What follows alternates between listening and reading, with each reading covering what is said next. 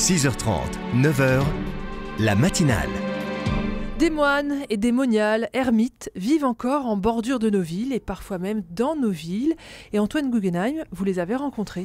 Oui, j'ai eu la chance et la joie de reprendre pendant la Semaine Sainte une expérience qui m'est très chère, une retraite d'immersion de 6 jours avec 3 amis ermites en Touraine. Depuis 35 ans, je pars retrouver ces chercheurs de Dieu, parfois plusieurs fois par an. Ces amis renouvellent l'expérience spirituelle vécue par un saint ermite du XIe siècle, saint Étienne de Muret.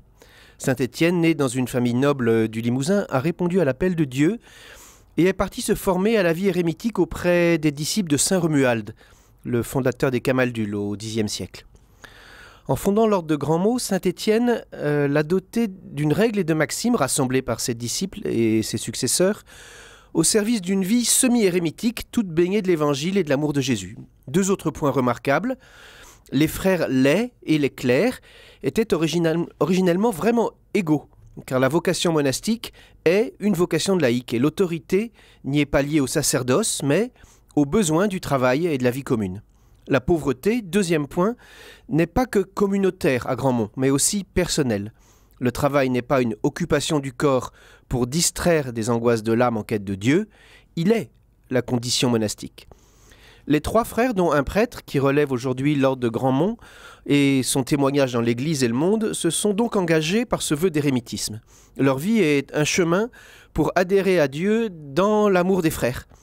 Elle inclut la louange des heures et l'Eucharistie quotidienne où la voix de Jésus et celle de l'Église s'unissent dans une création artistique héritée des siècles, le chant grégorien.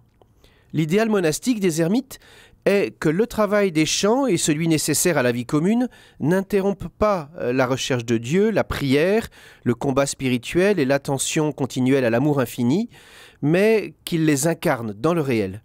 La louange et le travail sont, avec la nature, les 3 piliers de l'équilibre humain de cette vie d'ermite. 35 ans de présence monastique, pauvre et attentive, ont permis à la nature environnante de retrouver son équilibre écologique. Plantes, insectes, oiseaux sont le cadre vivant d'une vie humaine vivante. À quoi servent-ils? À rien. Que reçoivent-ils? Tout, y compris les épreuves. Tous peuvent-ils les rencontrer? Non. Mais il y a des ermites dans toutes nos régions et dans toutes nos villes. Ils nous enseignent en actes, sans parole extérieure, la vérité et la sincérité de la vie chrétienne. La formule des vœux chez les Grandmontains en témoigne. C'est le plus simple et le plus décisif des rappels de ce qui permet à chacun de s'accomplir dans le service de ses frères. « Que demandez-vous » dit le prieur aux frères dont il reçoit l'engagement. Réponse : la charité de Dieu est la vôtre. La charité de Dieu est la vôtre. Merci beaucoup Antoine Guggenheim. Un entretien à retrouver par le texte un peu plus développé sur rcf.fr.